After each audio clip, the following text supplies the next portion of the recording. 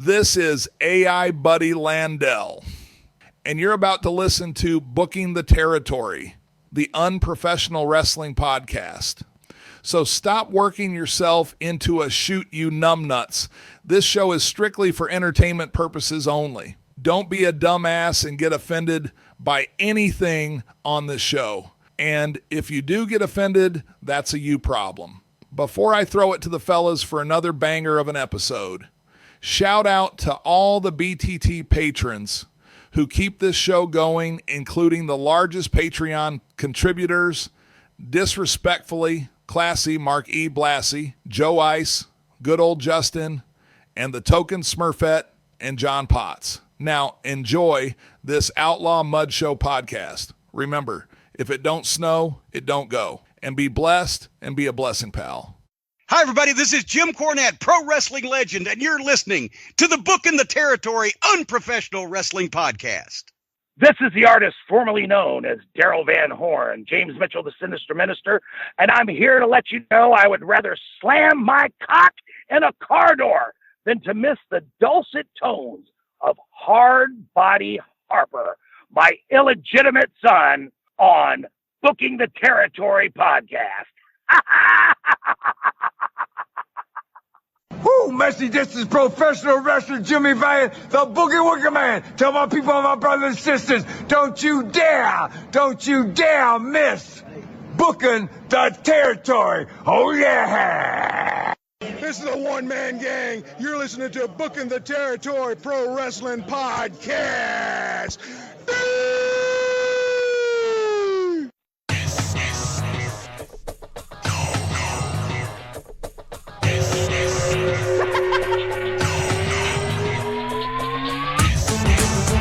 Welcome back, everyone, to this week's episode of Booking the Territory, the Unprofessional Wrestling Podcast. It's a monumental episode. More on that in a second. We will be covering WCW Saturday Night on TBS from March the 19th, 1994, after we get through this maybe a long opening. If you're listening on YouTube, make sure you subscribe to the channel, hit the like button on the video, type a comment or two with what you liked or didn't like about the episode. It helps the channel grow. It makes Harper very, very happy. And on that note, let me ask Doc how he's doing, and then he's going to throw it to Harper and ask how he's doing. We're doing good. I think we need to keep this short so we can get to the main story here. So, Harper, how you doing? I'm doing great. Yeah, we're doing great, and we're doing especially great. Let's start at the start with this, if you don't mind. We need to say happy birthday month. And happy birthday to one of our own. Mr. Menace over here turned a big 5-0 recently. Is that correct? Something like that. Yeah, happy birthday. And somehow, in all of that, we have an even bigger story. Would you say? I think a bigger story came out of my actual birthday. Is that what I'm hearing?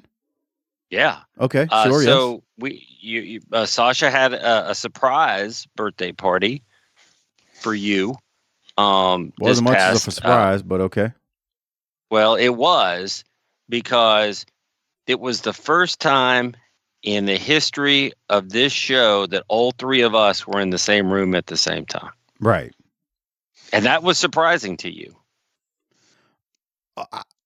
Again, I didn't know that.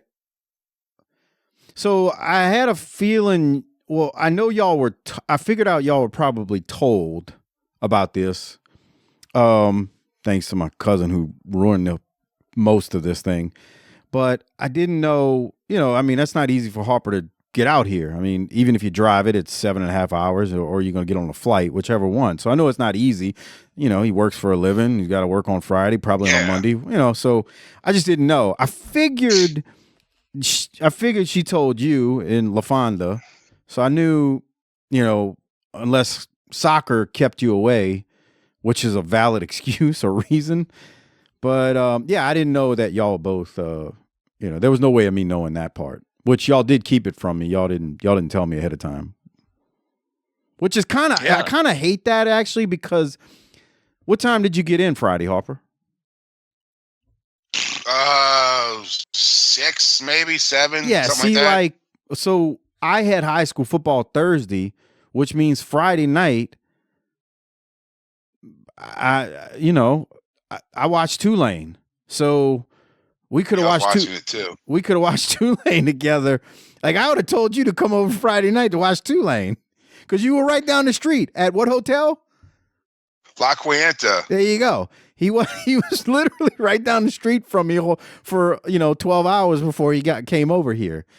So that's only, I guess that's the only bad part. He could have. You got to be careful with that shit, because like while none of us really think it's all that great to have a surprise party because we're not children, you can't run afoul of the missus here. Right, because the cousin who ran afoul, she wasn't too happy with.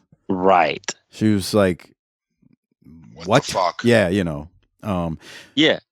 So, but y'all were in the same place at the same time. So go ahead, continue. Yeah, so we'll back up. Harper sent me a text last week and said, "Hey, are you going to Mike's thing?" And I said, "Yeah." He goes, "We're coming in town." He's like, "That's badass." So, it was supposed to be Harper and Lady Harper and the champ. And the champ's missus. Now, we didn't get a public appearance from the champ. I hope everything's okay there. He had a little domestic situation that he had to attend to. So we'll send our good thoughts that way. His wife got into a car wreck and he couldn't make it. Yeah, she got T-boned. So, I didn't want to violate her HIPAA. I mean, what's you going to do? Kick my ass? Right. That's true. Tough guy from Shrewsbury. That's right. Get the fuck out of here, bro. So let's just say that we get past the gated entrance. There's no gated entrance. And we pull up, and the first thing that Sasha does is stuff Lady Harper and Mrs. Doc and me and Harper in a side room and says, "White people, get in there." Yeah. And that's where we meet. I'm like, hey, Harper, how's it going? And then he's like, "I'm Christopher," to Mrs. Doc, and the four of us all meet. Okay, I got a question. Which is weird because we already know who each other are, but you got to be like polite about it. I got a question. What was LaFonda's first thoughts on Christopher? Nothing. I mean, Harper, it would have been great if our kids have more questions about Harper because, I mean, we hadn't met, and then just they've seen pictures and like they're just curious because it's an unknown to them. She was fine, and she really got along with Lady Harper. They were both trying to chat each other's ears off, and I think here's the thing: everybody had a good time that night. Was that fair to say? Two white broads who like to drink. I mean, the house smelled like cocoa butter and fucking Black Miles. But I'll tell you what, it was bigger than either your house or my house. Okay, that's right. Oh God, y'all should have saw this as soon as you walk in. Like, those pictures with the dogs playing poker? He's got a picture like that of Martin Luther King,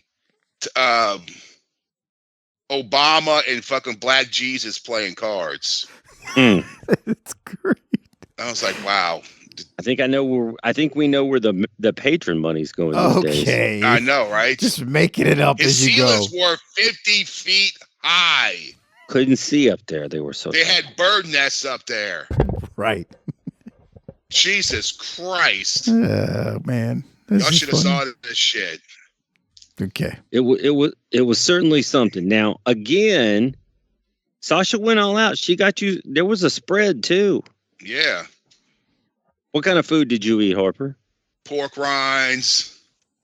Come on. See, what did your wife get, Mike? The pasta? If I'm gonna be honest, bro, I didn't think the food was all that great, but I don't want to say that too loud. Bro, you need to shut your mouth. I know. You need to be grateful, Mike, that she went out of her way to do this for you. It was. Do you realize that? It was the dirty rice was okay. That chicken pasta, like spicy, Yeah. whatever it was. It didn't do nothing for me. The wings were good. There wasn't a ton of them. Whatever that was supposed to be like a little miniature po' boy was laughable. It didn't taste bad. It was good. It tasted good, but I was like, okay. But that's what you get out here when people tell you they like, can cook New Orleans food. That's the kind of New Orleans food you get in Texas.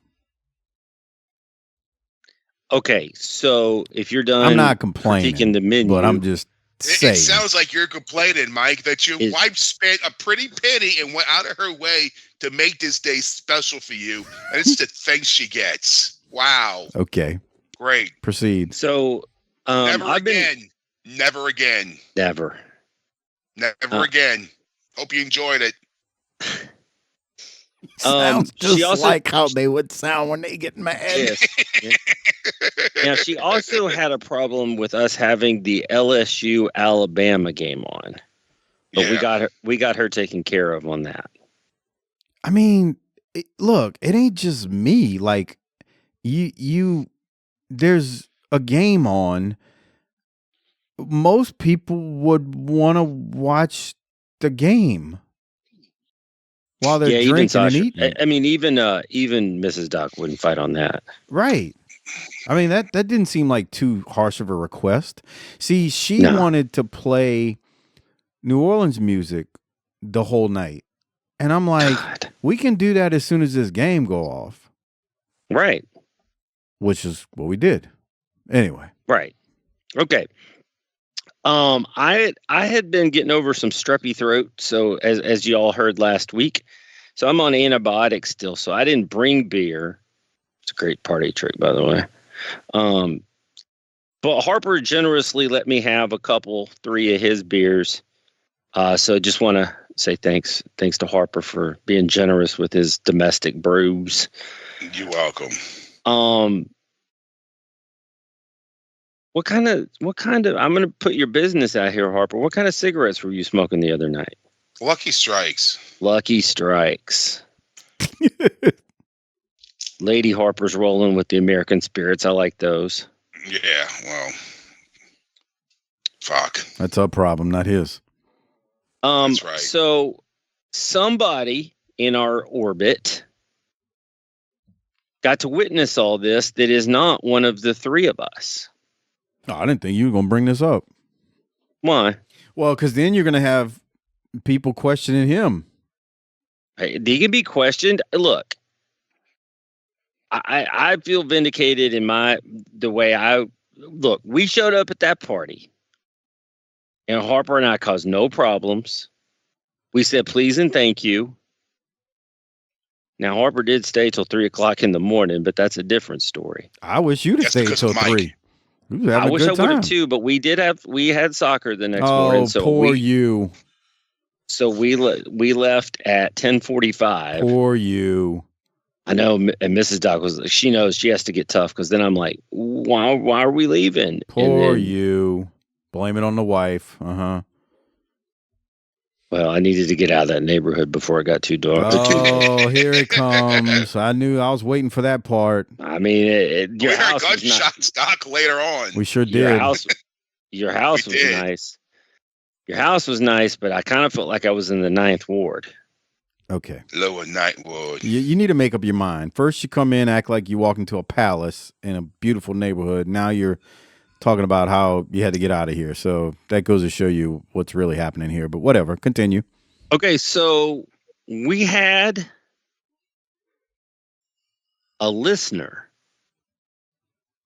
at this party. Oh.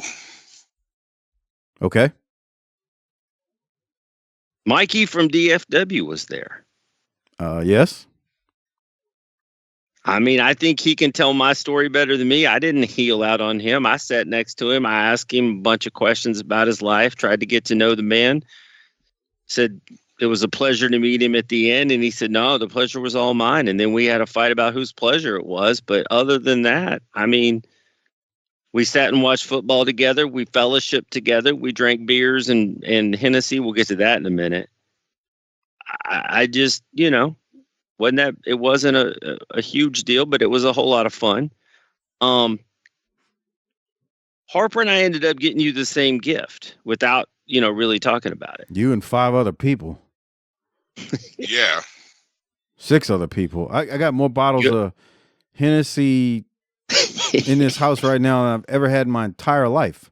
That's gonna last me through the end of my days.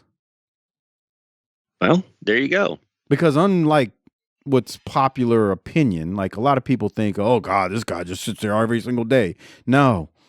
I have my cognac when I'm in New Orleans and I'm at Wildcat X-Rated and having a good time. And then maybe once a year back home, maybe twice, I, have some more. But it's not like a daily thing. And boy, that is going to last me a long time. I had to get 4 or 5 bottles at least. I didn't even count them all now that I'm thinking about it. I got to go look. Oh, Mikey and I and Harper were all wondering, what's the need to lock this shit up? I guess because it's expensive. When you got to explain, lock it up in the liquor stores out here because they lock it up. Like where the bottle I bought was behind the counter. Yeah, and it wasn't right. Because I kept looking around for like the cognac sign. Yeah. Like there's tequila, whiskey. I'm like, where in the fuck is it? Like, oh, it's back here. And don't try to act high class. There were bottles all over the store I went to that were way more expensive out in the open than what I bought you. Because let's be clear, I ain't buying you $1 million worth of cognac because you don't drink enough. No, what's a shitty one, Mike? Probably like yeah. I mean, there's cheap ones like God, now I'm trying to think of some names of them. E&J maybe. There are some cheap ones. I don't even think. I mean, yeah, Hennessy is the more expensive one, but I don't know, man. It's weird because Doc's right. There are more expensive bottles that are on the shelves. It's racism. I'm not saying. Don't say it. Kayfabe, brother. But we got to pretend like we don't see it because we're about black people stealing this shit. That's messed up. Well, but it's not. It's not just the Hennessy. They put the Cavassier, which is another brand of cognac. That's also behind the. You got to ask for it when you check out. It's in a rap song. But they do have other cognacs, like cheap ones, sitting on the shelf. Cheaper ones, I should say. I don't know. It's weird. Okay, so what I found interesting was there was a lot going on. And as soon as the old potness from the posse came in from New Orleans, Mike left Harper and I sitting there like with our fucking dicks in our hand, like gotta go. You know what I felt like? I felt like we were like college recruiters for like Duke, showing up to some kid's house to get them to come play basketball for us. Right. Let me tell y'all the funniest thing. If I'm lying, I'm dying. The fucking white people showed up on time. That's nice. Harper was getting out and walking up when I drove up. Harper, Doc, and the Mrs. for both of them were there when it started. Mikey and DFW and his wife were there right after. Well, because I didn't know it's supposed to be a surprise party. That's right. We didn't get a lot of details, so we were like, we better be there on time because we don't want to be the ones to mess it up. Like I said, the white folks showed up on time. His partners show up, and all of a sudden Harper and I are like, well, so white people stuff, huh? Hi-ho, neighbor. Like Flanders. Okay. So sure. But there was a moment where we started riffing like we were on the show. And it really is like, I was like, this is like being on the show, but in the same room, which was kind of interesting because we always say we don't do any prep and it's just, this is what it is. And we had a moment of that where it was like, yeah, that's like being on the show, except we're all sitting in the same room, which was pretty fun. I should have broke out the recorder as soon as y'all walked in before everybody started coming in so we could at least got 30 minutes in person with all 3 of us. That would have made 2 females super salty. God, they would have, Mrs. Doc would have lost her mind. I already know that. We came over here so you could record. You could have done that at home. Yeah. Lady Harper would have been pissed, but not as bad. She'd have been like, she would have been fine. yeah, she'd have been mad like, are y'all serious? And then she'd have went outside, had a cigarette, and took a shot and been good. Yeah. Yep. Mine, oh Jesus, it would have been. I threw this party, and this is what you do. I put all this together, and this is what you do. And then I got Harper. My brother-in-law walks through, wants to ask my brother-in-law about his shirt. And I'm like, Harper, it was a joke. He didn't have that shirt. Okay, stop. I got that idea from you because you saw a guy in Walmart with that shirt on. And we saw Mike's kids. Yeah, we saw the children.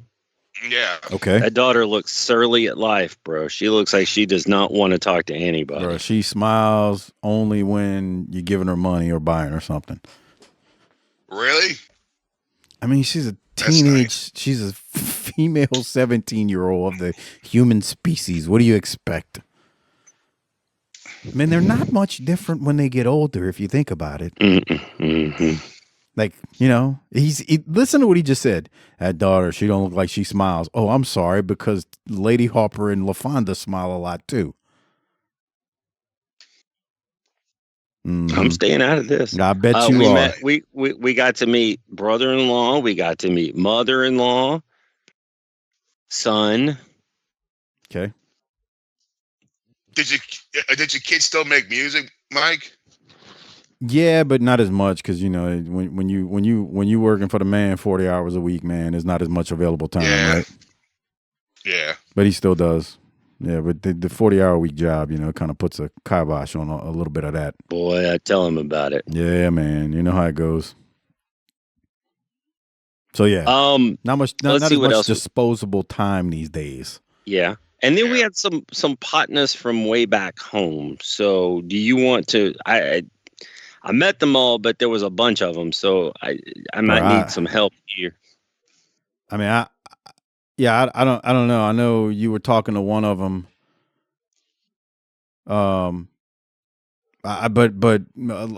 He was sitting on a sofa with you or whatever. I don't know what you want me to say. There's a whole lot going on. Who are I had a all lot these to drink, people and I don't remember half of it. Okay, so who were your cousins? Cousins, partners? Basically everybody I grew up with. Like have known, you know, since I was. And then we started talking to somebody that you know, and all of a sudden their kid plays on a soccer team that plays our kid's team. And we started talking, and she got LaFonda's information. They swapped numbers so that, you know, like recruiting ours. Yeah, the record scratch. So that's my friend from New Orleans. He actually moved here with not with me, but at the same time.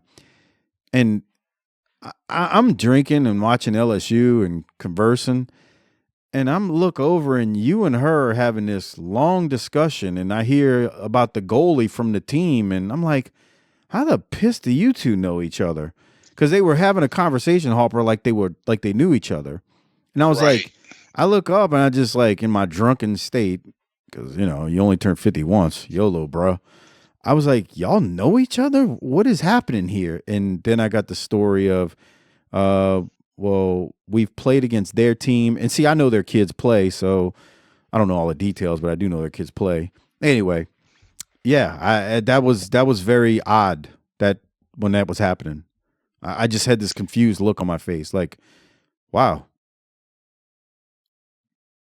Good stuff, though, pal. We left we'll pass it around here in a minute, but you know, we left at about 10:45. I had 3 beers. Would have liked to had more, but you know, maybe it's a good thing I didn't. Harper stayed till 3. We'll circle back to that in a minute. Mike, first of all, did you have a good birthday? It went by too quick, man. It was like, that's why I said when you know, I found out Harper was here the night before, you know, being that it was already ruined, I just wish you'd have just texted me like, bro, I know you ain't supposed to know this, but I'm here. I'd have been like, bro, let's go watch Tulane. Here's the thing. We weren't doing much either. We could have come over then. That's what I'm saying. I'd have been like, Harper, let's go watch Tulane, man. Let's go to the bar. I could find one. I wouldn't even say, let's go to the bar. I'd have been like, I'm going to come pick you up and we're going to ride over to, there's a Buffalo's up in Cedar Hill. I mean, like, man, look. Yeah. That's the only sad part, man. Like, because, it didn't start till 7 and, man, it went by real quick. It went by too quick. Yeah. Okay, so Harper, what was your impression of this whole thing? I mean, you're in Texas, a foreign land. What did you pick up at the La Quinta? Yeah, what'd you pick up? Well, hold on, Harper. Tell a story. I think this was hilarious when you and Lady Harper asked the people at the hotel about a good place to eat. Can you tell that story again? Yeah, so we get there, like, where we go eat. They're like, oh, they got a Mexican grill. That sounds good. Around the corner. And they're like, what's the name of it? Mexican Grill. That's the fucking name of it. It's just Mexican fucking grill. And we go there. I mean, shit was good. I got a Mexican salad, which was basically all it was. Like, not like we go to like Chipotle and they got the bowl of the stuff you get like in a bowl. That's basically what it was. But I mean, it was good. The name of that restaurant he's talking about is called Taqueria Hugo's. No, the one that I thought you went to is called Taqueria Mexicano Grill. It was called Hugo's. Oh, okay. Well, you went to a different one than I thought you had. Nah, because there literally is one called Taqueria Mexicano Grill. I bet that's a good place to eat. And there was this place called Life School. Jesus Christ. Harper got mad about that shit. He's like, I don't know what the hell that was. They ain't got no website. There isn't. I looked it up and it's not that building. It's something else. So what the hell's going on there? It's a school, I can confirm. Like a real school? Yes. Yes. Was it like a Christian school, Mike? No. It's just a school. It's just a public school. What if it was a Christian school? Yeah, what's wrong with that? That's a public school? Sir. In a shopping center next to the Dollar Tree? Oh, man. You're going to have people Googling this. I'm going to have to bleep that name out. I'm just saying, bro. I mean, what's different? Oh, my God. Okay. You sound upset. Yeah, whatever, Mike. Why is this upsetting you so much?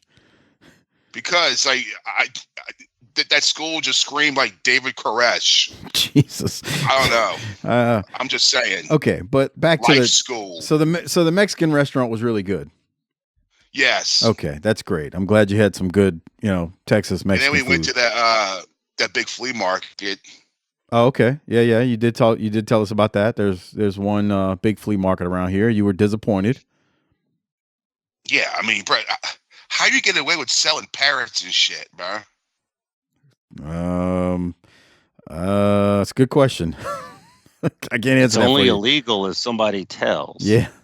I guess. Yeah. And then we went to this place called Zavalaz. I think it's I don't know how you pronounce it. Zavalas. That sounds like Zavalas. Yeah, that was it. Add that to the Harper lexicon. Zavalaz. I give him a pass on that one. Zonches. What is that? Was it like a bar or something? It was a barbecue place that was really, really good. And it had free Lone Star. If you bought something, you got a Lone Star. Oh, so, you did this on Saturday. I'm like, you went right, okay, Saturday. yeah, Saturday on the day. Yeah, Harper texted me and was like, hey, do we have time to go do stuff? And I'm like, sure. Bruh, see, this is what I'm talking about. He got here Friday. If I'd have known that, I'd have been like, bruh, let's start drinking now, man. Come over. Like, oh, man, okay. Yeah. But your woman had to structure your fun for you. Oh, bro. Right. Well, that never happens in life, right? Right. Yeah. I mean, it was good. Yeah. All right. We went there, and then they got a picture. Look, I'm gonna send y'all a picture they had, like someone painted. It's got George Strait and what was her name? Selena. Yeah. It's them on this, what do you call it? Like a moral mural? Yeah. And it's them, and they got Selena drinking a Lone Star. I'm like, there's no way that broad ever drank the goddamn Lone Star beer. I don't know. I don't. Yeah, got me. Rest in peace, Selena. I don't know why you're being called a broad, but there he is, Mr. Woke, waking up here. You see it? Fun times. I texted it to you. Okay, let's we'll have a look, because of course Harper takes pictures of everything when he's in the wild. All right, yeah, a Lone Star beer. Oh, look at that! It sure is a mural. Look at this! Oh my God, Doc, any thoughts on this mural he sent us with these two? I'm gonna pass on that. I will say it was good to. It was drinking a Lone Star though. Yep. It was good to see Mikey. He's a good kid. He drove a long way across the Metroplex to get there. That's right. My friend and his wife that you were talking to, they drove even further. I don't know if you realize where they drove from. Up north? Salina. Yeah. Yeah. That's further than where Mikey's at. I don't want to give his location. But that just goes to show you how far you got to drive in this Metroplex to get places. Oh, yeah. Hell, over an hour. You don't even live far from me, and it's 30 minutes with no traffic. It was 40 the other night. Well, traffic. There's always traffic here. That's the problem. Yeah, I still don't know what that building was. I have no idea what you're talking about. What? It looks really old, like it's out of place. I'm gonna find out the name of it because I know the building. It's all windows, and it caught my eye. I'm like, why is this here? It looks very old, like it doesn't belong with the rest of this, with these buildings. I've been there before. I've been inside that building. That's why I know what building you're talking about. I just don't know the name of it. Is it like offices? Well, I went there for like a banquet type thing many years ago when I first moved here. It was for work because I used to work not far from there. What was that arena that looked it looked like an old school arena that was downtown that we drove past? The only one down there is American Airlines Center. Right? No. This is like an old school, kind of like an arena from built like 40, 50, 60 years ago. Doc, I have no clue what he's talking about. Can't help you. It was a dome, like a sports arena, like a UNO Lakefront Arena size building. I have no clue what he's talking about. What the fuck? In Dallas, I think you tear that shit down and get a new one up. Right, that's what stuck out. I was like, that building is very old. I have no clue. You don't see that stuff anymore. That's what made it stick out to me. Stick out, huh? Yeah, like it was like an old school, like a Mid-South Coliseum type of deal. I know what you're talking about, but the only arena down there that's down there is the AAC. I know, but that's not it. That's a completely modernized building. Where Doc's team has been ruined. He doesn't want to talk about Pelicans that. Are really bad, dude. Got Pelicans. It's just like, what the fuck? Okay. So, Mike, what else? What were you and Harper doing until 3:00 in the morning out on the back porch? We're gonna make this quick. My buddy from college came in, and we were out there BSing, talking about all kind of stuff, like literally all kind of stuff. But anyway, we're sitting out there, and we hear gunshots. Oh God! See, and I got out, and I'm like, I'm drinking, right? So I'm like, I think that sound like gunshots, but Harper's like, no, that's gunshots, bro. So anyway, I don't want to say the name of the city, but recently, there's a coyote problem, like a legitimate, not Harper's type of coyote, but there's a coyote it's problem. Texas. Every town in Texas has a coyote problem. Right. No, there's a legit wildlife coyote problem in many areas of the Metroplex. And so about a week or so ago, we got a notification that they were basically in the city next to us hunting down these coyotes and disposing of them. We're not talking about people. We're talking about actual wildlife coyotes. They're finding them everywhere in the middle of the day. I mean, they're out there, you see them. And I think that's what the local police were doing the other night. I'm pretty sure that's what that was. So anyway, popping coyotes. Yeah. I mean, there's all right. There's literally it's a block from me. There's a park. The neighbor down there took pictures of one middle of the day. This big, huge coyote, and you could tell it's not a dog. I know what a dog looks like. So that's what we're pretty sure we heard shots from, amongst other things. But yeah. Okay. I just wish y'all could have stayed longer because we definitely would have recorded it. The first trio in-person episode that we've done. I mean, we've done in person before, but it's never been as a trio. Well, I can tell all the people out there that if you've never met Harper is pretty much in person like he is on this show. It's a pretty good representation. Oh, it ain't a show. I mean, but they know that. They know that when they go to Wildcat X Rated. That's the beauty of it. But not everybody goes there. Well, that's their fault, not ours. Worldwide listeners. True. Anyway, thank you for the Hennessy bottles, y'all. And Harper, I will keep the beer bottles and beer cans for you for my 60th when you come out here for it. There you go. They'll still be a neighbor or something. Just drink it. They'll still be good, right? In 10 years? Yeah. Okay. Just making sure. Sure. Give them to your kid. Yeah. He was telling me a story one time. He was somewhere and took a shot of Hennessy. He's like, "Oh my God, my chest." Yeah, you got that right. I was like, "Sure thing, Chief. I bet you felt every bit of that." I said, "You can't do that, dude." Stick to drink a twisted tea. Yeah, really. All right. Well, any other thoughts, Doc, before we move on to the review portion of the show? But I appreciate y'all. You, Harper, for coming to Texas, and Doc. We had a whole lot of fun. It was fun having us all in the same room. The women got along. Yeah, I didn't ask that. So That's a good Lady thing. Harper and Mrs. Doc were talking. They were getting along. I wasn't in on the discussion. Man, there was a point where they were going back and forth, and Harper and I were just standing there watching them go. Man, it was like, holy crap! They're in the flow now. Well, I mean, you got the airport had cheap cowboy shit too, Doc. Like $20 for a shirt.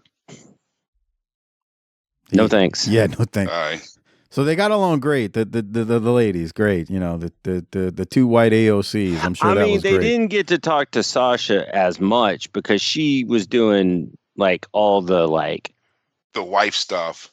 Yeah, the hostess stuff. They sat and talked for a little bit when we first got there because white people got there on time, like you said. But then she had to, float around and talk to people. So.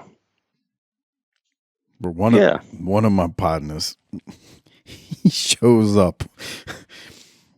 I don't know if I want to tell this, but yeah. Anyway, I'll say it. He shows up with a girl that is not his wife. What? Oh, he's married. And he showed up with a side piece. I didn't ask no questions, bro. Oh. Why not? That's the first thing. I mean, maybe they're having problems. You think? That's nice. You got what I need, but you say she's just a friend. You say she's just a friend. Oh, baby, you know that Biz Markie song? Everybody does. Yeah. Okay. All right. Are we ready to talk about some Saturday Night so I can intro the review portion now? I guess it's time to talk about wrestling. Let's do that. All right, so if you missed the intro, because we've been talking for probably close to 40 minutes now, we were covering the 50th birthday surprise party that wasn't a surprise for me a weekend or so ago, where Harper and Doc met each other for the first time. So if you're only watching the video version, you need to go back and listen to the full audio show that will be out on Thursday. Anyway, this week's episode, March 19th, 1994. It was taped February 28th of 94, second half of the taping from that day. Schiavone, Heenan, and Mean Gene opened the show. Heenan is still saying he is the one who got the Hogan story and interview, and Heenan says, call my hotline. I'll be talking to Ric Flair about this Hogan thing. And Heenan and Mean Gene in the opening are literally arguing like two teenagers, Doc.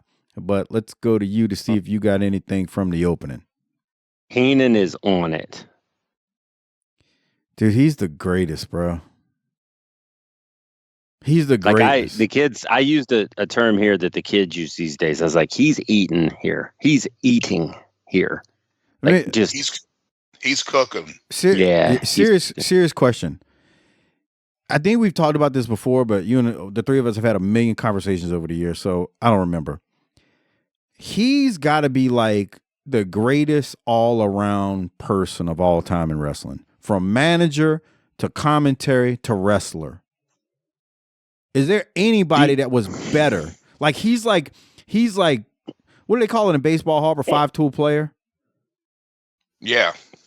He's like a two-way football player, except in the NFL, he would literally be, Dion on defense, Randy Moss on offense, and then he's even the punter and the place kicker. Like, that's how good he is. The only person that I think, and they weren't a manager, but maybe has a potential say, and it maybe like a consideration, is Jerry the King Lawler. Okay, because he was good on commentary, but also in the ring. I see. Right. I just think Heenan, he's like the greatest all around. At least from my experience. And of course, I haven't seen every single thing that's ever been created, like some folks. Why not? This is a historical podcast. Okay. Sure enough, Chief. Really? Okay. Doc, on that note, let's go to the first match. Well, you said Heenan was cooking, so do you need to say anything else about Heenan cooking? He's just on fire. And what I was wondering is, wait a minute. Well, I paused it there because I figured you want to cook with that's on the screen. She's of age, I think. What do you think the kid's hat says? I'm saying Houston Rockets. That was my first thought just from that emblem, but I don't think that's what it is, but that's what it looks like. Cardinals. Yeah, I don't know. All right. When does Heenan lose his smile? Because Schiavone's talked about that. Oh, I don't know. I don't remember. I know he's talked about it, but I don't. We'll have to keep an eye on that over the next few years. I was going to ask you to define lose his smile, but I think the people know what you mean. Right. Okay. When he just kind of starts going through the motions. He's right. Because he's not right here. He's on right. It. All right. Well, we go to the first match. It's Dustin Rhodes versus Rick Fargo. We've seen Rick Fargo before, but of course, you know what I always do. Harper, any thoughts on Rick Fargo? Jiffy Lube employee? I don't know. Yeah. He might be the manager. Right. Managing, okay. And he served in the Navy. Of course. Doc, thoughts on a quick match between Dustin Rhodes and Rick Fargo here? It was all right. I mean, it was quick. Nothing much to it. It was quick, huh? That's what she said. That's what she said. Yep. Dustin hits the Bulldog, gets the quick win. 1, 2, 3. What would you have said back at your birthday party at 3:00 in the morning when you went to go lay down? If Sasha rolled over and said, "Do you want to have some birthday time?" Man, first off, he wouldn't have responded. First off, that's not true. It went down that night at about 4. But anyway, gross. Well, you asked anyway. You didn't even let Harper get out of the zip code, and you're over there banging. Well, he was at the he was at the La Quienta doing the same thing. Don't let him fool you. That's different. He's on vacation, dude. It was. I don't know about y'all. I can't sleep if I've been drinking. And I told you this the next day. I was up till 5:30 a.m. I could not go to sleep, and then I just probably 5:45ish. I'm finally dozing off. I turned on the damn CFL game that I missed during the party, and I was watching that. That's right before I went to bed. Finally, probably fell asleep 5:45, close to 6. Slept for slept for like 2 hours. I was a zombie on Sunday. I was so tired. I can't sleep unless I'm drinking, so I have it different. Okay, yeah, I'm not. I can't lay down like if I've been drinking. I gotta reach a point where it's just about at least halfway worn off because I drank a lot. Oh, I drank a lot. Not nothing that made me sick, but I was I was feeling it, man. All right, let's go now to Dustin Rhodes after his match. He's gonna cut a promo. He's with Mean Gene. Here it is. For my guest at this time, the natural Dustin Rhodes. Dustin, come on in. Things are heating up again here at World Championship Wrestling. And this scenario involves you and Colonel Robert Parker and this new protege, this new man of his, this new entrant into WCW. A guy a little gamey from time to time by the name of Bunkhouse. Gene, from day one, Colonel Parker has been a real thorn in my side. And I would have to say that from day one, he has deserved everything that he's got in wearing that chicken suit. And also getting that cigar shoved in his face real quick, wasn't it?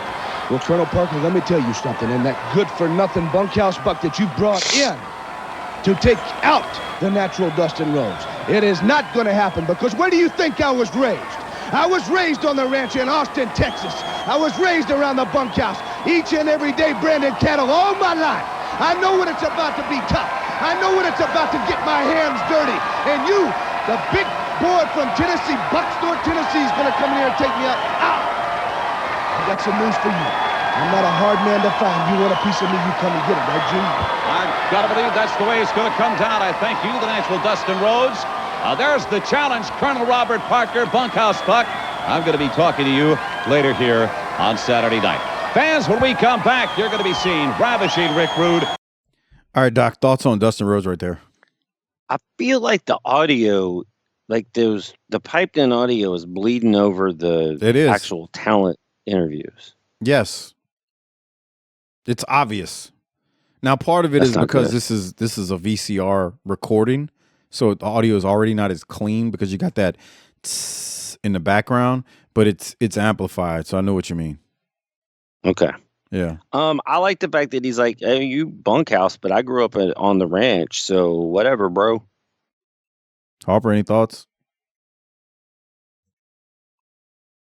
All right. Uh-oh.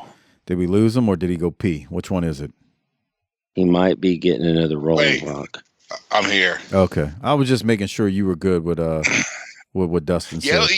Yeah, I thought that was a good one. I mean, hey, what's that girl doing? Okay. The rats love Rick. Let's focus on Dustin. Yes, it was good, but we're gonna go to this. But when I think of Austin, Texas, I don't think of a ranch. Go 20 miles outside of town, though. Well, really? Back then, yeah, you probably had to go 20 minutes, and you were now you got to go more than 20 minutes. Right. Yeah. All right. Well, let's continue. We're gonna go to the next match. It is Rick Rude versus Bill Payne. As Rick Rude's coming out, two girls go after Rude while he's going to the ring. Then one girl, if you're watching on the video version, hands him a piece of paper that Rick Rude signs. And then Rude makes out with the girl ringside, and she simulates that she's fainting on the floor, which is interesting. Keep that in mind as we continue, because we're going to find out what all this was about. Doc, any thoughts on... I remember this. Doc, any thoughts on what's happening here with Rick Rude? No, we got to wait and see what happens with this. Okay. Yeah, I think I remember this. Oh, all right. This was probably right when I started watching, when I came back. Okay. Harper's back. All right. Good stuff, pal. All right. So then on to the match. Oh, God. Why is she laughing, right? As she's on the ground. Because it's funny when it's like playing in a movie, except I'm at the wrestling. Right. We do get a "We Want Sting" chant going from the fans, obviously, because they want Sting and Rude to get it on. On that note, Doc, let me go to you. Not in that way. What do you have from this, if anything? I thought it took too long for him to polish this off. All right. Yeah, Rick Rude is going to hit the Rude Awakening, pick up the win, and that is a wrap. 1, 2, 3, Bill Payne. It was only about 2 minutes, but I guess you thought it should have been quicker.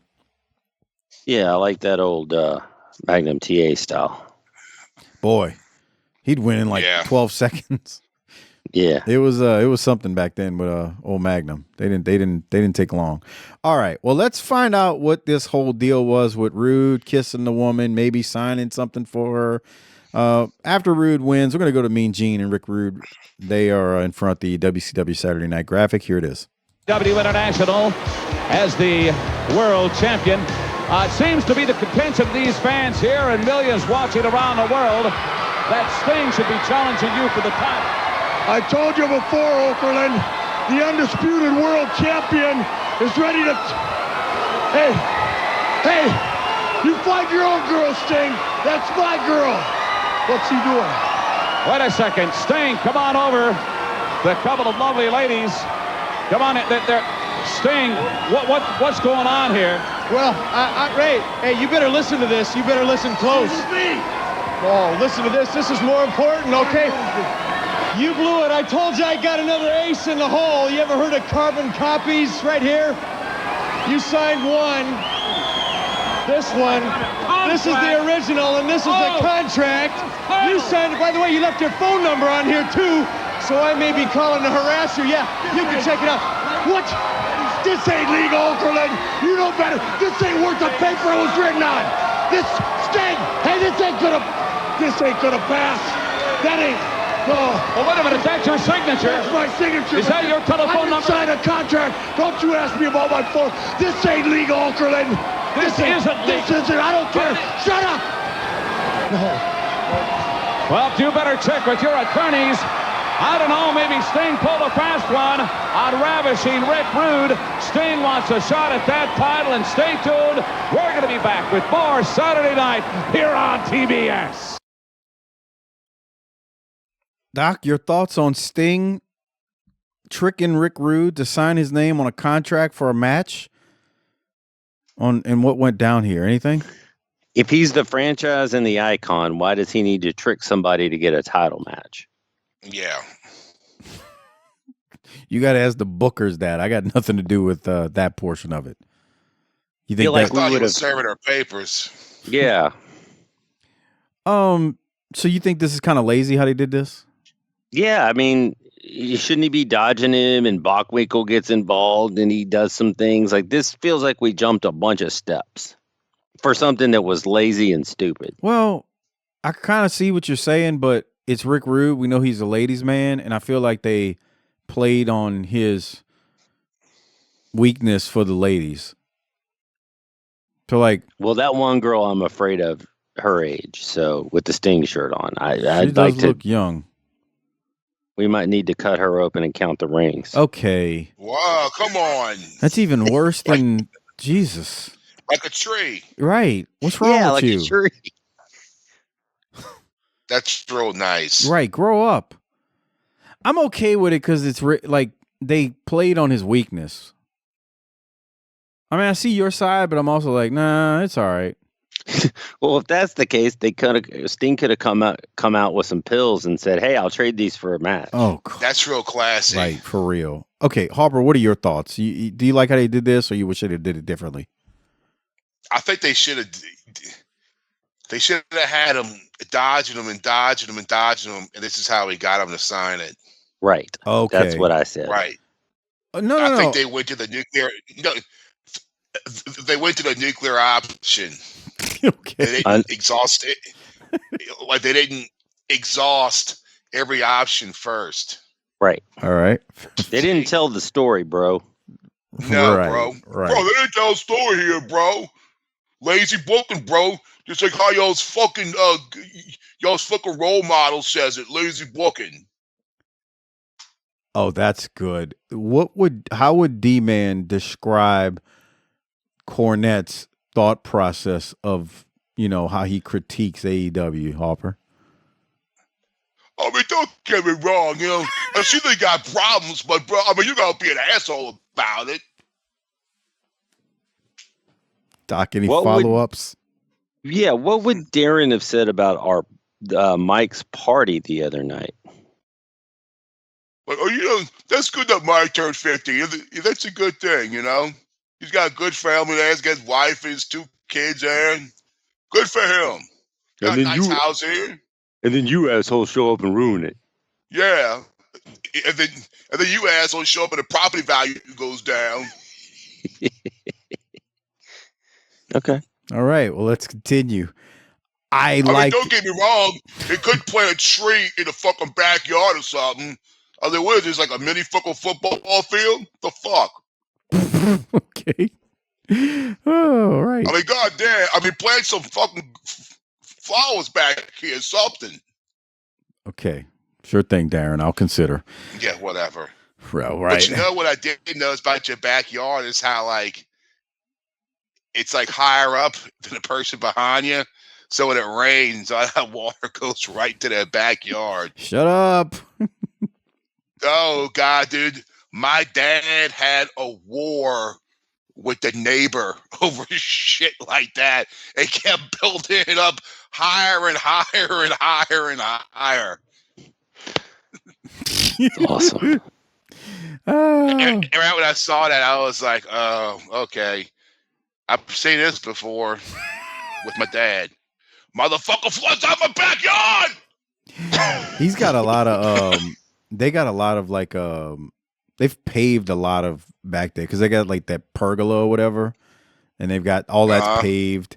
And then, I'm sure they appreciated you assholes sitting outside till 3 a.m. shouting and drunk and stupid. Dude, we weren't being loud. Come on, bro.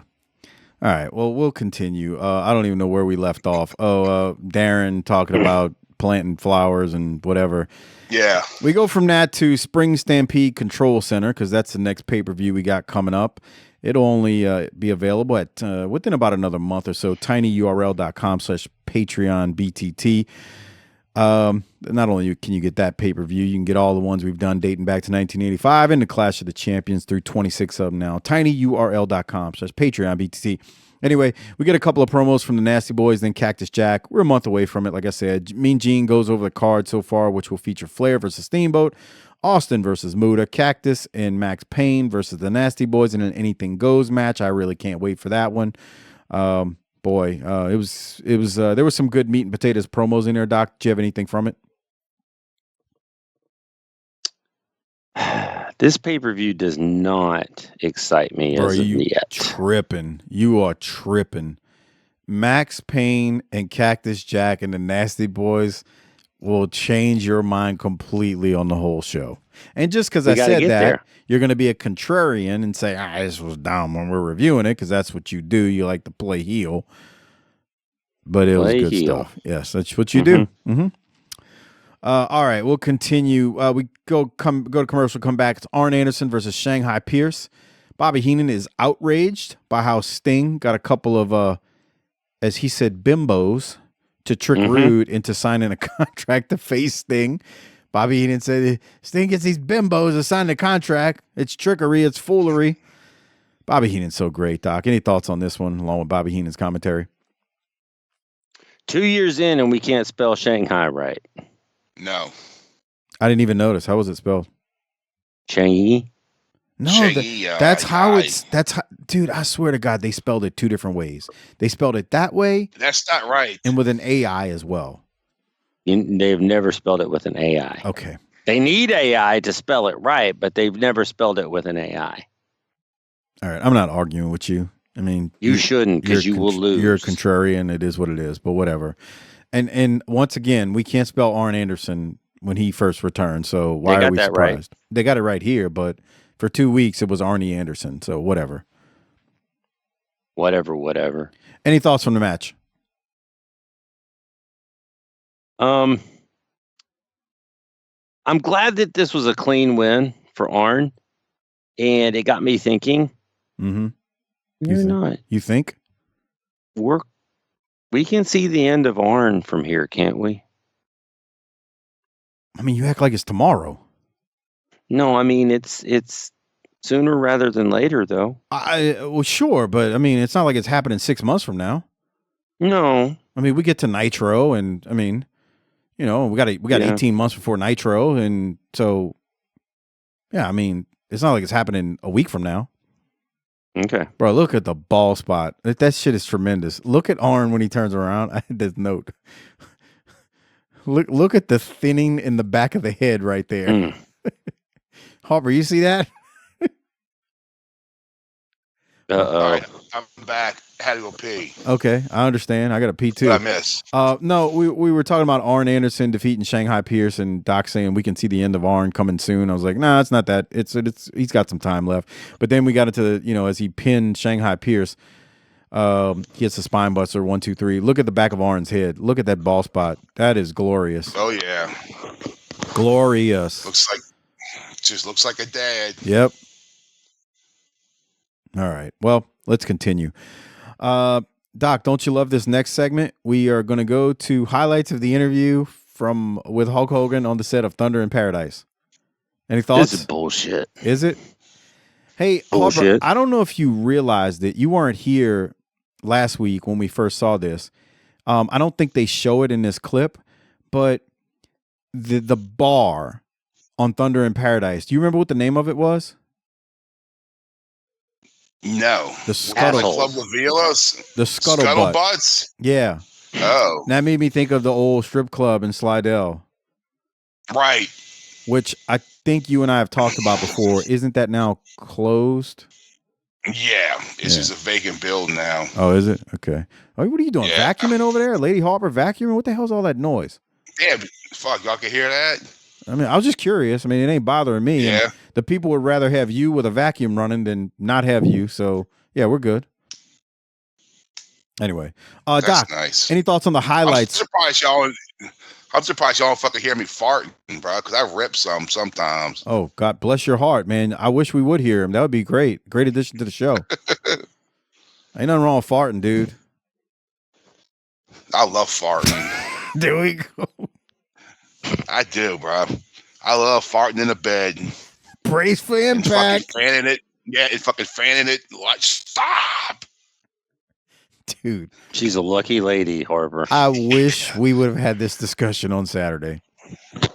I love doing that shit, bro. bro. I will cut loose.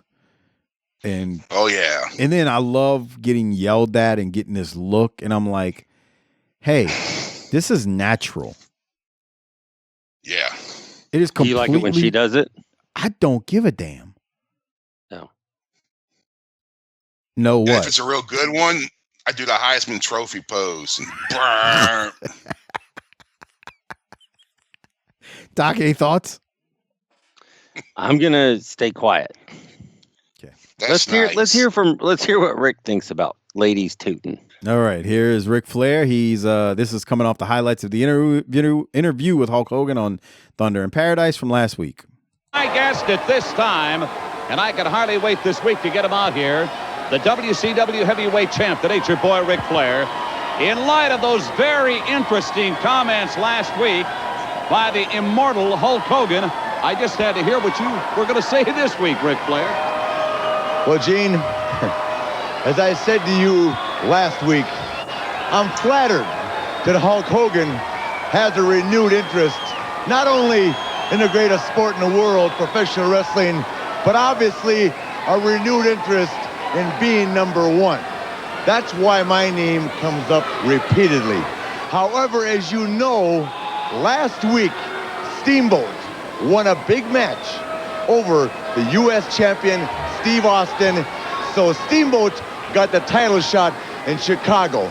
Now, back to Hogan. Wait a minute, don't you think we should give Hogan a rest and talk about Steamboat since he's going to be our opponent at Spring Stampede? I think since you, a close friend of mine, have the audacity week after week, Gene, to refer to Hulk Hogan, a great movie star, a guy who's got his own series, as the immortal Hulk Hogan in my presence, knowing that Ric Flair, knowing it very well, is the only 11-time World Heavyweight Champion then it would be in my best interest to say to Eugene, go back to Orlando, get Bobby Heenan, get Hogan in a very closed, secure area, and ask Hulk one more time just exactly what his intentions are and just exactly what he sees as a future in WCW. Okay, wait a minute. I will make a promise to you. I'll try to get to Hogan sometime this week down at Disney MGM and see if I can get something more definitive. Please do. All right, I think. Now, on to the subject of Ricky Steamboat. We're out of time. I'm sorry. I am sorry. Fans, stay tuned. We're going to be back with more Saturday Night after this. All right, Doc, thoughts on Flair's promo right there. His thoughts on Hogan so far. It wasn't great, and it just tells me that Hogan's it has the ability to drag down Flair. That was your take? Yeah. Okay. All right. Yeah. Not great. Worst Rick promo I've seen in years. That's nice. He's laying it on thick. How are you going to survive this Hogan thing if that's your thoughts at this point? Who says you have to survive? No one gets out of here alive. Okay. Thanks for being Mr. Positivity over there. Man, Harper, was it that bad? It didn't sound like a normal wreck. It sounded like a more calm wreck. See? Nobody needs that. I mean, and that crowd noise, since y'all pointed it out, dude, it's fuck that, bro. You can't miss it. You can't hear anything else. Yeah, it's right. You can't ignore it because it's so obvious that it's piped in. Yeah. Anyway, Flair repeated that he's flattered that Hogan is interested in being in the #1 spot. However, as we learned last week, Steamboat earned a shot at the next pay-per-view. But he kind of mentions Hogan again, and Flair says, go ask Hogan what his intentions are and what he sees as a future in WCW. So it's not going to happen as quick as you think. It's only March, but anyway, that's where we are right now with Flair and Hogan and whatever other stuff is going on. From there, we go to Steve Austin versus Tom Torres. My only note from this was, God darn, that stun gun looked rough. But Doc, you got anything? I feel like if you go back to the beginning, Torres tries to do some sort of move to Austin, and Austin was like, nope, you're green, I'm eating you up. You got a timestamp? I don't.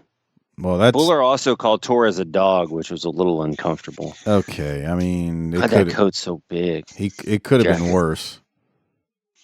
Yeah, I called him a Perro. I mean, he could have said something worse, bro. Okay, let's see here. He's got him in a headlock, and First he tries off, to that take him headlock over. is pitiful. Yeah. He's got his back to him on a headlock, which some guys will take that as, all right, let me belly to back you. Does it come after that or what? What are we looking for? I think so. I think there's one more move, and he doesn't know what he's doing. Never mind. Yeah. Cool. See, God. and Austin's like, nope. Oh, boy. Austin just gets him at that point. He does not have a clue. All right. That arm drag was terrible. Yeah. So then Austin's like, I'll bump for anybody, but I'm eating this kid up. I got to. So, yeah, I thought that I wanted to make sure that was the case, but yeah. Yeah, he doesn't. Austin realized real quick what he had. Yes. Or didn't have. Which leads to the finish. Watch the stun gun. Yeah. The guy doesn't know. Oh. Yeah. Oh, my God. He dropped him, and the guy was just, yeah. So Austin obviously wins, no problem at all. Any other thoughts, Doc?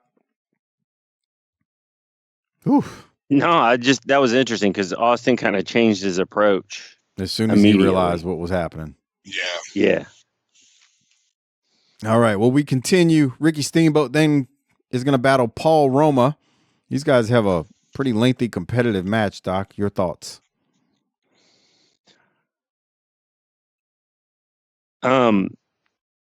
So Bobby and Gene have decided they're going to Orlando for Hogan. Hogan gets a lot of airtime for somebody who's not on the roster. Well, you gotta light that fire, man. Okay. He's your childhood hero, not mine. Can I spoil something? We're still Go like ahead. 3 months. That was a good point, Doc. Before he makes an appearance. Well, no, I was gonna say I'm not even gonna say that because he's made an appearance on TV, not in the studio or center stage. We're like about a little less than 3 months from when he, quote unquote, signs his WCW contract. So he's like almost 3 months away from even the contract signing right now. Oh. Okay. Yeah. That's 3 months of joy and happiness in my life. There's nothing wrong with this match, but it's just a match. Yeah, I agree. They go through the motions, the commentary. Heenan's mad about the whole Hogan thing, and Heenan's outraged. He's a member of the Outrage Society these days. All right. Any thoughts, or you want me to go to the finish?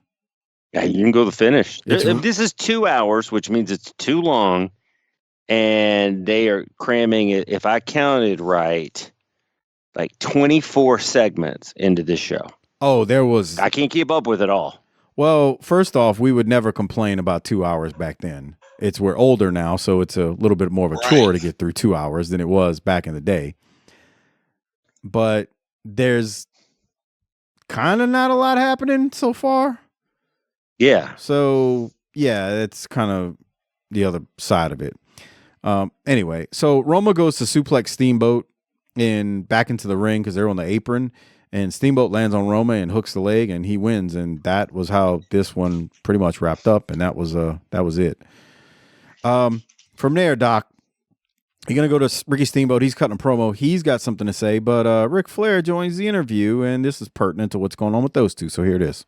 Aggressively as he warms up for the spring stampede, Ricky the Dragon Steamboat. Ricky, as you know, earlier on I talked to the Nature Boy Ric Flair. Your name, unfortunately, did not come up in conversation quite a bit. He seems to be talking Hulk Hogan these days. Well, you know what something means, Gene? There's one thing I'd like to say, and that is Flair and myself over the years have grown to respect each other, have grown to admire each other and what we've been able to accomplish in this great sport of ours. But something happened in that week that I was wrestling against Stunning Steve, in which the Colonel Parker came in, ganged up. Ric Flair came to my aid, and I accidentally chopped him and knocked him down, and I tried to explain that to him. Well, of course, we saw it here, and a national television audience saw that happen. Actually, I think Ric Flair might have misinterpreted. Speaking of the Nature Boy, this is Steamboat's time here, Mr. Flair, in all due respect, sir. You know, respect and admiration are two big words in my vocabulary. You've had them both. You keep your mouth shut, kid. I'm the world champion, okay? But let's get something straight. Number one, when I roll in the ring to help you like I did last week, you say thank you, shake my hand. And number two, when you want to learn how to use the figure four, ask me and I'll show you, okay? Ricky. You know, and number three, if I want to talk about Hulk Hogan, the immortal Hulk Hogan, Okerlund, I will. You know why? 11 times, pal, I've been the flagship, right? Well, nobody disputes that. You know, you're taking everything personally, Rick. I wish you wouldn't do that. First of all, I'd like to say to you, and I'd like to say it right to your face, after I accidentally chopped you, backstage in the locker room, don't you dare ever come up to me face to face and belittle me in front of the other wrestlers. Don't you ever do that to me again. I'm telling you that was an accident, and I'm also telling you that I know when to draw the line between friendship and business. And right now, we're down to business. 1989, we had 3 matches. 2 out of the 3 matches, I beat you, Nature Boy. You seem to right now that you're focused on Hulk Hogan. You should be focused on me, because I'm the next guy in line for the World Heavyweight Championship. I'm the guy that beat you in 1989. I'm the guy that is more in tune in this sport than you'll ever be. And I'm only telling you this because you get out here and you talk about Hulk Hogan this, and Hulk Hogan that, and all the things he's accomplished. Don't walk it. Don't turn. Gentlemen, I'm sorry. Stay tuned. We'll conclude this at a later date. Thank you, Ricky Steamboat and the Nature Boy. Gentlemen, please. This thing has gotten way out. All right, Doc, that's your favorite wrestler and Ricky Steamboat. Your thoughts on the promo and those two kind of jarring back and forth. Once you get Rick focused on being a heel and getting him away from Hogan, things got a whole lot better. Okay. He told him he'd teach him how to use the figure four if he'd asked nicely. That's good stuff. I thought Steamboat was good. Rick came across as a complete dick. Why not? Which I thought was very, very good. Which always happens with him and Steamboat. Yeah. All we need is Bonnie being out there at this point, right? No, I'm kidding. That'll just turn him into that'll turn Rick into the baby face. Seems like it's not that difficult, you know? It ain't that hard, guys. We ain't building a rocket. Harper, did you think it was good? Yes. Stop bringing up Hogan. Fuck. Boy, you noticed that, huh? He said, if I want to talk about Hogan, I'll talk about Hogan. He's living rent free in Rick's brain. While he's not on a contract. Remember that. Right. All right. Well, we'll continue. The next match is Bunkhouse Buck versus Scott D'Amore. And I find it funny because Bunkhouse Buck comes out to Steve Austin's music. We also had what's his name coming out to the music in his 2 weeks that he was in the area. The Mongolian Mauler? Yeah, he came out to Austin's music too. Whatever. Bunkhouse Buck, aka Jimmy Golden, makes quick work of Scott D'Amore, which I mean you would expect because he just came in and this is his first technical match. Doc, any thoughts on how this all goes down? Let me see what I got here. Man, him and Fuller are just two big, tall bastards. I mean, they're two peas in a pod, bro. I mean, they're perfect for each other. They really are. You think they are? Well, they're cousins in real life, I think. But they are perfect. Harper's so right. They are literally like the perfect match. I mean, even in Smokey, when they were wrestling together, they were great. As Bunkhouse Buck and Colonel Parker, I think they're completely underrated. Are those real blue jeans, or are those like got some, some? Stretch? Those are probably real ones. Yeah, they're probably real. I don't even know if they. Yeah. How's wrestling in some jeans like? Fuck, that's gotta suck, dude. I can't imagine. Like I cannot imagine. Especially, like, they'd have to be super broken into, right, Harper? Otherwise... Real broken into. And then you got to wear knee pads. How you going to get blue jeans over knee pads? And those jeans don't look very loose. Like, you know what I'm saying? Right. Yeah, I can't... it's something wearing that to wrestling, man. That's all I got. And his suspenders are coming loose in the back because, you're trying to wrestle with that. You think his gloves smell good? No. Probably not. He wins. He just threw a big right. He just threw a big ass right for his finish. Yeah, big right hand for the finish. Then he ties up Scott D'Amore like he's a calf at a rodeo. Come on. I mean, am I lying, Harper? Nah. Look, look at him. Look at this. He's tying him up like a squeal, calf, boy, squeal. Calf at a rodeo. I mean, they're leaning into this Bunkhouse Buck thing. Squeal, boy. Oh, these two. Look at Parker holding him back. Come on, Buck, stop it. Oh, my God. I get too much joy out of this. Oh, Buck. All right, Doc. Any thoughts? Let's go talk to him. Oh, the best part of it, right? Here it is. Bunkhouse Buck and Colonel Robert Parker. Here on Saturday night, joining me this week, none other than a man who considers himself the world's greatest promoter. He's none other than Colonel Robert Parker. Consider myself the world's greatest promoter. Yes, you do. I am the world's greatest promoter. In your opinion. It's the first day I came here, Gene. The very first day, I have tried to set an example for every young man that I promote. that he show the same example that I show, honor and integrity. And the first day I came here, I run into trouble from the lack of Dustin Rhodes. It squashed my cigar in my face, dishonor me. Well, I got some revenge for Dustin Rhodes, and it's in the form of Bunkhouse Buck. Come on in here, I wanted to talk to you about that. The guy's a little heavy on Bunkhouse. Garlic. It must be garlic. Let me tell you something, Dustin Rhodes, isn't that just a sweet name? I wonder where he got a name like Dustin Rhodes. I bet Daddy gave it to him. Let me tell you something, Dustin Rhodes, the party's over for you, boy. The silver spoon stuck in your mouth, that platter handed to you all the time, Daddy ain't gonna fix it for you no more, boy. When you step in the ring with Bunkhouse, it's all out the door then, son. It's gonna be just me and you. If you such a man that you say you are, you got the guts you say you got, get in the ring with Bunkhouse, boy. Let's see how bad you are. You have mashed your cigar the last time in his face. Don't cut me off. I got something. When we return, it's the Boss here on Saturday night. Man, these two are fantastic together. I can't get enough of it. I know it's cheesy probably to some people, but for me, I'm loving it. Doc, thoughts? Honor and integrity. Smashed my cigar in my face and dishonored me. He sets the example for every young man he promotes.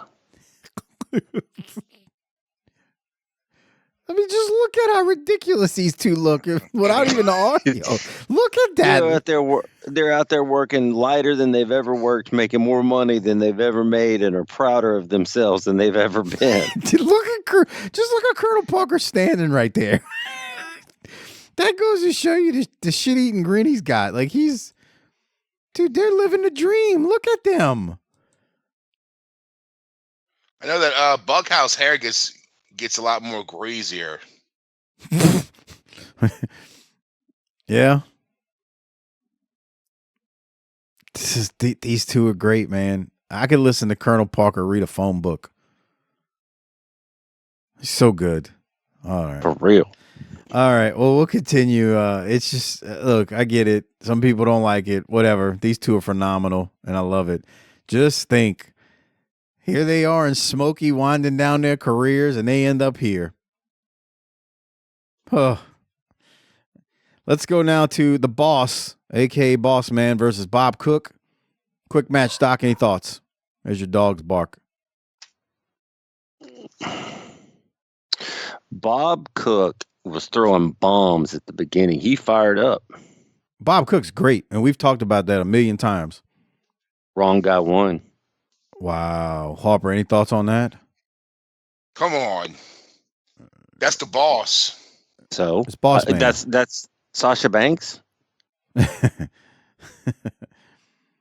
know what's funny? Bob Cook's not a small man, and Boss Man just towers over him when he stands up straight. Like, Bob Cook's not a little dude. Anyway, I can see Doc is just in love with this match, and he loves Boss Man. It's just one of 20 matches. Who cares? Okay. There we go. Yeah, Boss Man gets the win, 1, 2, 3, and that is that. No promo after, none of that stuff. So we will continue to move since it's irritating Doc. We then go to the next match. Our old buddy Paul Terrorizing versus Sonny Rogers. Doc, any thoughts on Paul versus Sonny Rogers? It is true. There's like hundreds of matches, it feels like, this week. Harper, wait, go back. What are we gonna say about Sonny Rogers here? We've seen him before. Yeah, but look at that dude. He looks like he's straight from Cops. From what? Cops. Okay, please explain further. Like, he's got the mullet and everything. He looks like if Ricky Morton and Robert Gibson had a baby. Okay. God, that mop looks so weird on Triple H's head. I know, huh? It didn't even look real. It doesn't. It looks like some sort of coon skin cap. Remember when David Allen Coe came out with that thing on his head at Techwood?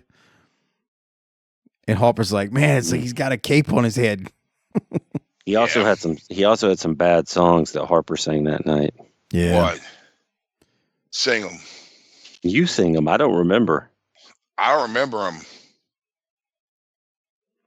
All right. Well, while y'all are trying to remember that, Doc, I'm assuming you got nothing because it's a quick match. And you're right. There are a ton of matches, and most of them are pretty quick. Does Triple H get a feud soon? I don't remember. Okay. Let me tell you something. I barely remember a lot of stuff from this time. And one of the things that, I mean, he was just another dude at the time. Like, I don't know. Right. Like, it's not anybody who's like, oh, man, I watched him during this era. I knew he was going to be a star. No, be quiet. I mean, so he's not bad. I'm not trying to say that. It's just, don't get me wrong, bro. He ain't bad, but he's just another guy on the roster at the time. I mean, I know he eventually marries the wife and all, the boss's daughter, but right now, bro, he's just another dude, bro. You know what I'm saying? Don't get me wrong. I mean, he's good, but it's not like he's sticking out, bro. Right, Harper? That's it. He does that leg lock gimmick that he does for a finisher, and that's that. Your thoughts, Doc, if anything? I like the finish. The finisher. It's fine. Yeah, it's all right. Sure. Yeah. All right. So we then go to a promo. They show a clip of Worldwide where Regal pile drove Pillman on the floor. And Regal is just, I'm not playing this unless you want me to, Doc. Regal's so good. I didn't think it was his best, but it's also hard to hear him because of that goddamn noise. So this is a quote from it. He tells Pillman, instead of flipping burgers, you became a wrestler. And then he continued on and was like, essentially, Austin carried you as a member of the Hollywood Blondes. So they're kind of like just cooking some things up here with him and Pillman as he pile drove Pillman on the floor. But it wasn't bad. It was fine. I have no real complaints. But yeah, it seems like they're maybe setting something up. So we'll have to stay tuned. But Regal's so good. He's just so, I say this every week. The condescending manner in which he speaks is absolutely phenomenal. And that's my thoughts. We'll continue. We'll go now to the main event of the show, which was Sting versus Paul Orndorff. As the introductions are made, we have like 21 minutes of TV time left for this match. But the funny part is they do the intros and then they go to commercial again. And this is a pattern that's been happening lately. They do the intros and then there's a commercial again before we go to the match. Doc, did you have anything for the intros or can we go to the match? We can go to the match. So then I'll just give you my notes, and then I'm going to throw to you for your thoughts. You always say this, Doc. You always say it too, Harper. No one gets more out of less than Mr. Wonderful Paul Orndorff. He stalls. I mean, we got 18 minutes to go. He stalls. He buys time. He's, working the crowd. The whole Paula thing. Orndorff then works Sting's arm. I mean, Sting shows off his power with a simple hip toss. They're working slow. Orndorff sells it like he got cracked in the back with a chair. Orndorff gets some heat. He's just ground Sting. But it is a slow, methodical match. But Paul Orndorff, I know there are others out there, but I honestly feel like both of you watching this, no one gets more out of less than him when it comes to the Paula chance, grounding somebody. I mean, look at him. He's working the guy who's carrying his robe. He doesn't stop. No one gets more out of less. Right. Doc, your thoughts? I mean, on the match, not just him getting more out of less. Sting is better when he has a vet like this to work with him. Yeah. Also, once we get who under contract, Sting isn't the worst anymore. That's nice. Oh, you just can't be objective when it comes to Terry, can you? I'm very objective. Okay. You go to high school with him?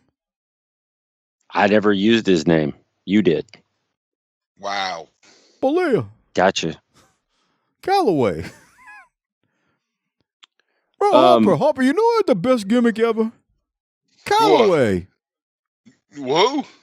Callaway. Go ahead, Harper. Undertaker. Calloway, yeah, Undertaker. Did you go to high school with him? All right, continue, Doc. I'm sorry. We were trying to recreate the bit. Hey, bruh. Heenan said at one point, because we're going back to Sting, I hate women that deceive people. Boy. I mean, You is like he that? a heel? That sounds like a babyface statement, sir. He hates women that deceive people. Mm-hmm. Who is he talking about? Sting? No, he's talking about the women who tricked Rude to sign the contract. Oh, okay. But Also, that seems like a babyface statement too. Also, for the second week in a row, and I didn't mention this last week, that motherfucker Heenan, Tony says something about something being illegal, and he goes, "That's not right. That's just a sick bird."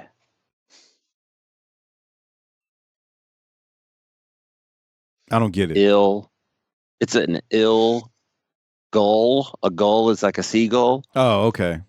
Oh, God. Jesus Christ. Right. My God. Ill Gill. That's so stupid. I'm with Harper on Heenan. this one. Hey, the crowd comes with it for this one. That was my point. Like, they're into it. And I get it. Sting's a star. Orndorff's a star. But look right there. He takes a hip toss and he's selling it like he got shot with a freaking 12 gauge. Nobody gets more or less. He's like the consummate pro. Once again, a guy from Smokey who, for all intents and purposes, is winding down his career. And Watts asked Cornette, how's Paul looking? You know? Paul, go to high school with him. Oh, come on, Harper. Hey, Harper, how would D-Man describe Orndorff? I mean, the guy's always been a pro, bro. And you know he's hurting. He's got to be hurting because all the wear and tear. Because, I mean, he's been doing this every night since what? The late 70s. Yeah. And he still has 5-star matches. I mean, the guy could work with a broomstick, which is kind of like what Sting is. Don't get me wrong, though, bro. Sting's fun. Okay. All right. Well, all right, Doc. Any other thoughts on the match as you say that? No, it seemed like a weird way to go to the DQ, but I'll let you get us there. Yeah, so it was, as we wind down to the finish here, Rude comes out late in the match, and he's on the outside, and Sting is out there watching Rude. Sting decides he's going to hulk up, and he starts no-selling Orndorff's stuff, no matter what Orndorff does. And Orndorff then starts selling crazy for Sting. Sting's throwing haymakers and hands. Orndorff is just reeling and bumping his tail off, which then leads to Sting throwing Orndorff over the top rope, which gets Sting DQ'd. And then Sting then turns his attention to Rude, who's on the outside. Rude eventually heads to the back. Now Paul Roma comes out, and he and Orndorff double team Sting until Sting fights back.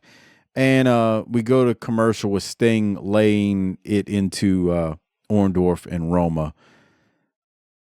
Weird finish, but it is Saturday night. I mean, I say weird finish, but I don't really have a thought. You got to get out of it somehow, and I guess they didn't want to pin Orndorff. I don't know. Your thoughts, Doc? Yeah, I don't know either. I was kind of interested in your thoughts on it. I mean, the match was better than the finish, and I mean, it's Saturday night. We're not getting a clean finish on that one. I mean, not saying it never happens, but yeah. And Sting it's a DQ, but who's the one standing at the end of this thing? If you're paying attention as we go to commercial before we come back for the Sting promo, you know what I mean? You know what I mean, bro? Mm-hmm. I mean, Borden, all intents and purposes, bro. I mean, at the end of the day, bro, Borden is the one who standing tall at the end. So, I mean, did he really lose? Yes. Okay. All right. Well, on that note, we're going to go to this last Sting promo because this is how we go on off air. And then we're going to rate it, hand out the Toot Toot and all that stuff. Here it is. All right, fans, you've just seen him in action. Sting, I couldn't help but notice you grabbing that piece of paper. Apparently a contract, is it not? Rude, let me just tell you one more thing. I've got a copy. You've got a copy. And most important, the commissioner, Nick Bockwinkel, has a copy. There is absolutely no way out. You're mine. And as for you, Orndorff, and you, Paul Roma, I'll get a partner for next week. We'll meet toe-to-toe, 2-on-2 this time. All right, you heard it from Sting. So there you go. It sounds like that's why we did the finish we did, was because we want to set up next week, as Mean Gene looks like he just did the Jaworski with where I froze the video right there. Oof. Anyway, Doc, your thoughts on Sting's promo? I know he's one of your favorite wrestlers of all time. Yeah, he is certainly on my Mount Rushmore. I know. Alone. Yeah. Alone. Yeah. All right. Harper, any thoughts on Sting's promo before we rate it? Hand out Toot Toot. Fucking great. Perfect. I love it. All right. Well, now it's time to hand out the Toot Toot, the Rolex, in the rating of the show. Before we do it, remember, consider becoming a patron, tinyurl.com/PatreonBTT. I didn't talk about it at the beginning of this show, but by the time you're listening to this, either part 4 of Ask Harper is out or it will be out shortly. Only available on Patreon at tinyurl.com/PatreonBTT. We also have Spring Stampede, the pay-per-view review, coming up in another month or so. Plus, all of our pay-per-views dating back to 1985 are available. Those reviews are on Patreon at tinyurl.com/PatreonBTT. The JV Goon Squad shows, the world-class shows, and so much more. All right, Doc, I'll throw it to you, and I'll let you decide if you're going to rate it or throw it to Harper. We're going to throw it on to Harper. All right. I'll get this a B. Wow, I'm shocked. I thought you'd give it something less. No. All right. Doc, you? C-. Wow. I'm with Doc. Well, I had to watch it twice, Harper. You only watched it once. Hey, I mean, we got Bunkhouse. Yeah. See?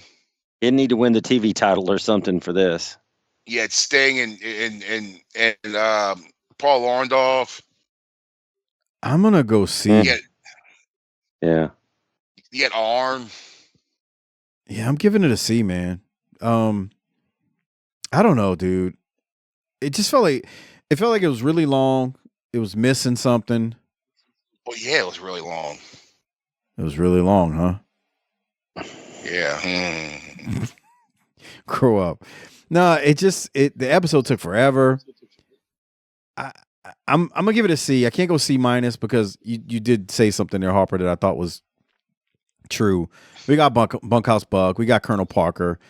Rick Rude, the promo. I mean, the promo was fine. Sting, the whole thing with the contract. I know you hated it, Doc, but it was fine. But I'm gonna go C. I thought Flair was okay at times, but not overall. I do agree with you. Wasn't great. So I'm gonna give it a C. Which leaves the Toot Toot or the Rolex, Doc. Who are you giving yours to?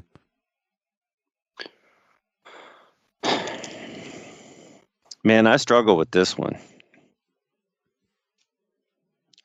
But for sheer volume, I'm going to give mine to Heenan for the second week in a row. Yeah, it's hard not to because he's great on commentary. Okay, so that leaves Harper. Harper, who you think you're going to give your Rolex a Toot Toot award to? How about Dustin for his promo? For that promo he did about being... It wasn't that good. I mean, what do you want me to say? I need something to happen in these shows. Maybe Bunkhouse. Okay. Him and Colonel Parker. I'm with Harper. Colonel Parker and Bunkhouse Buck. That combo. I mean, nothing they did was spectacular, but it was good enough where they're gonna get it for me. I just thought they were good together. He squashed my cigar in my face and dishonored me. Honor and integrity. Integrity. Yeah, so Mr. Ole Miss Booster is going to get it for me. On that note, that just about wraps it up. Just want to send out a quick reminder. when you see this show posted on social media, please repost the show, whether it's X, Blue Sky, Facebook, all that good stuff. Make sure you repost the show. Tell a friend. Tell them to go listen to it. It is greatly appreciated. Repost it, like it, all that good stuff. Don't forget to become a patron. tinyurl.com/PatreonBTT. If you want the Ask Harper episodes, 4 of them are available there now. All of the WCW pay-per-view reviews we've done are there. The Clash reviews are there. JV Goon Squad, world-class shows, all available on Patreon. tinyurl.com/PatreonBTT. On that note, we're going to wrap this up. Doc, any thoughts before we throw it to Harper to hit the tagline? What an episode. We met each other. We hung out. We lived. We laughed. We loved. We're 2/3 of us are in their 50s now. Oh, no. That means we got Harper we got to get Harper to 50. Fuck. Yeah. Well, we ain't got that much further, right, Harper? When you turn 50. Right. 2 years. There you go. We can get you there. Fuck. Basically 1 year. Right. Not quite 2. So there it is. Fuck. Yeah, we're old, dude. I don't remember exactly how old Ron Wright was when Smoky Mountain started, but we're fastly approaching. How old were you when you had your first kid? Me or Doc? You. What would I have been? 31? Oh. Yeah. That's not bad. I was like 37 or 8. Yeah, Doc was old. God damn. I need to catch up. Ask him how old he was when he had the second one. 42? Bruh. I got all my shit. I got my shit in first. Well, we know Harper's got all his shit in, that's for sure. Oh, yeah. Yeah, he's done. He cooked the goose before. Yeah, I'm done. Well, there we go. So we've got a little over a year before Harper hits his. So maybe we'll do maybe Lady Harper will throw a surprise party for him and we can make our way to NOLA. There you go. Right. That would be a great idea. Great idea. All right. Well, on that note, Doc, if you got anything, let me know. If not, we'll go ahead. You throw it to Harper. Let's hit the tagline. Harper, get us the fuck out of here. Book it, bitch. Hey, everybody, it's AIEZE, Eric Bischoff. And let me tell you something. If you're not already a Booking the Territory Patreon subscriber, you're missing out on the real deal when it comes to classic wrestling talk. Doc, Harper, and Mike, they're not just fans. They live and breathe this stuff. And here's the kicker. Over on their Patreon page, you get even more. We're talking deep dives into the Clash of the Champions. Every WCW pay-per-view through early 1994, classic world-class championship wrestling. And yeah, even those off-the-wall JV Goon Squad shows. This isn't cookie-cutter podcasting. This is the kind of unfiltered, entertaining, can't-miss content that makes you remember why you fell in love with wrestling in the first place. So do yourself a favor, head over to Patreon, search Booking the Territory, sign up, and get in on the action. Trust me. If you love old school wrestling, this is where you want to be.